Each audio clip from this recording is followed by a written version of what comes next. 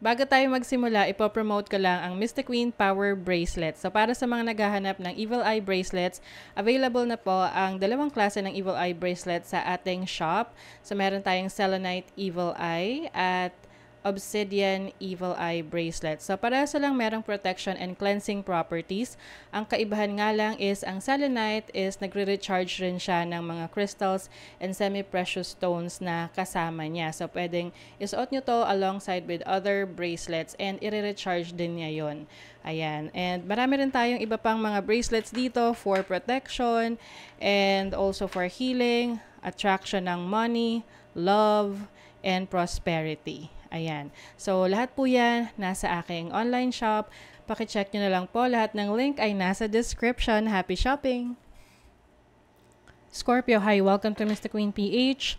At titinan natin ang energies ng inyong kaperahan ngayong September 2023. Money, career, finances. This is a general reading. So, maaari kayong makarelate. Maaring hindi. Just take what resonates. Panoorin nyo rin ang inyong Sun, Moon, Rising, and Venus para sa iba pang mensahe. Meron tayong video na nagpapaliwanag tungkol doon. Link on the description. And thank you so much sa lahat ng sumusuporta dito sa ating channel. Ayan. And just a reminder, Scorpio, you have the power to create your own reality. So, gamitin nyo lamang ang reading na to bilang gabay. Okay, so let's see, Scorpio. Money, career, finances for you. This is your overall energy. Wow. Six of Wands. Success. You have a lot of attention ngayon. You will be getting a lot of attention sa work, sa career mo, sa business mo. And maaring meron kang achievement, no, na matutupad. Goals na matutupad mo. Achievement na makakamit mo ngayong September. A lot of celebrations, no, pagdating sa career, sa finances mo. But hindi ka titigil, no? Hindi dahil meron kang na-achieve ngayong September sa career mo, titigil ka na. So for you, tuloy lang yung laban. Magpapatuloy lang. So let's see your challenge.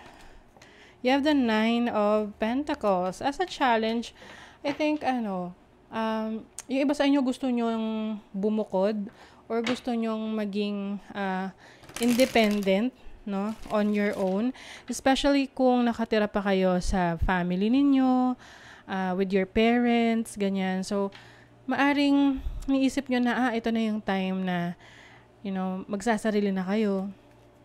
And, maaring niisip nyo, enough na yung naabot nyo na success ngayon, but, I don't know, kailangan pag-isipan nyo muna.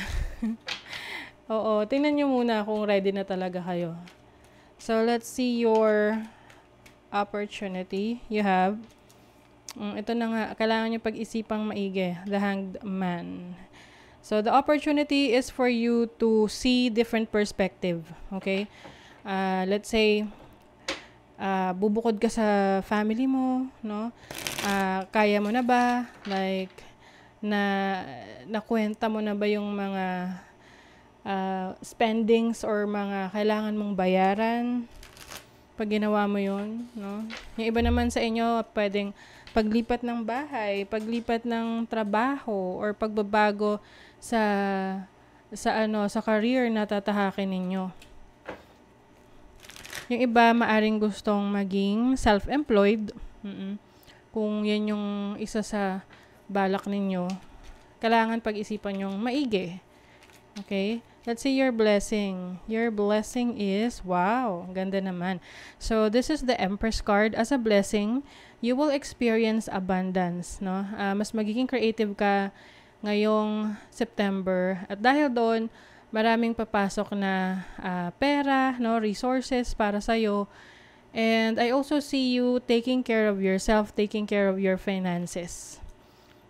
So, ayun, kung talaga namang sigurado ka na, no, na kaya mo na on your own to be more independent, to be self-employed, or magkaroon ng sarili mong business, then push, no? So, let's see, what is the Six of Wands? Ace of Swords. Maraming, magta-try na makipag-communicate sa'yo, especially that you are experiencing success right now, diba? Sabi nga kapag matamis, nilalanggam. So, be very careful lang din sa mga intentions ng mga tao na yan na mag-reach out sa'yo. You also have the strength card. Ayan. So, as a challenge, yung iba pwedeng nagdadalawang isip ka na to be more independent. Pwedeng sa ngayon, iisip mo pa na, parang titingnan mo kung ngayong September, kaya mo na. So, parang you are going to test the waters. You also have the 3 of Cups. So, as an opportunity, you will have more connections, more friends. Merong celebration dito. I think meron kang certain achievement ngayong September na pwedeng matagal mo na tong gustong ma-achieve. And ngayong September siya mangyayari. So, something for you to celebrate, to be happy about. And then you have the 7 of Pentacles as your blessing. So, ito yung mga pinagpaguran, pinaghirapan mo, in-effortan mo, makikita mo na yung resulta nung iyong pinagtrabahuhan. Kaya, kumbaga, patience is the key to your success. Minsan kasi hindi natin agad nakikita yung progress, pero kung magfo-focus lang tayo dun sa goal natin, eventually, makukuha natin yung goal na yan, yung ma-achieve natin yung success. Some of you are healing from your past regarding sa bad choices ninyo, sa career, sa business, sa pera, sa pag-handle ng finances nyo. So ngayon, you are moving forward. You are preparing for a new career, a new business. So importante talaga na detail-oriented ka. Okay?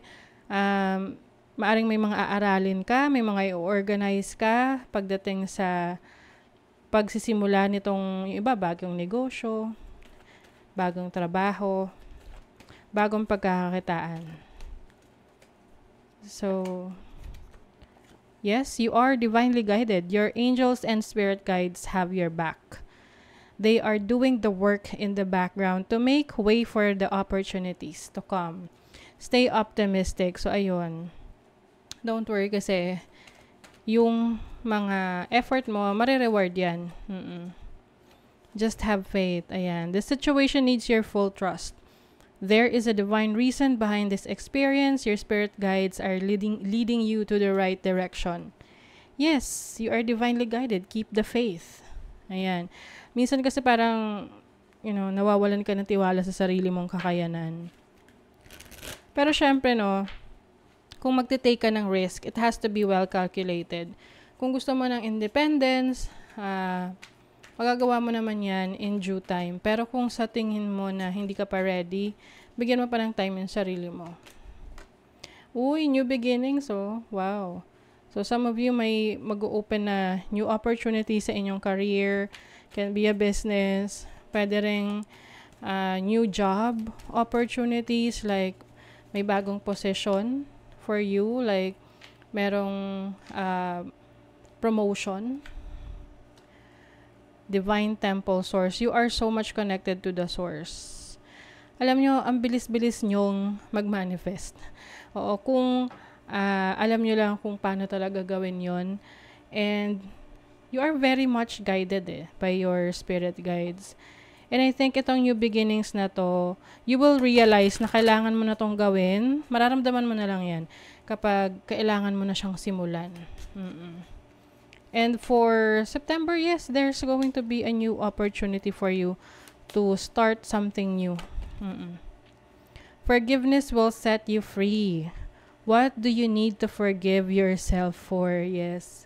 So, ito yung mga past mistakes mo, wrong decisions, sa trabaho, sa career, sa business. You have to let that go, no? Kaya may therapy dito. Para makapagsimula ka muli. Makapagsimula kang muli. Ayan. And don't worry kasi things are going well for you. You are guided by your spirit guides. Just always remember to trust your instinct and of course, trust yourself. Kasi you will be very successful ngayong September. Okay? So that is your reading, Scorpio. Kung nagustuhan nyo ito, naka-resonate kayo, mag-comment kayo dyan. Like, share, subscribe para lagi kayong updated sa ating mga readings. Thank you so much, Scorpio. See you again.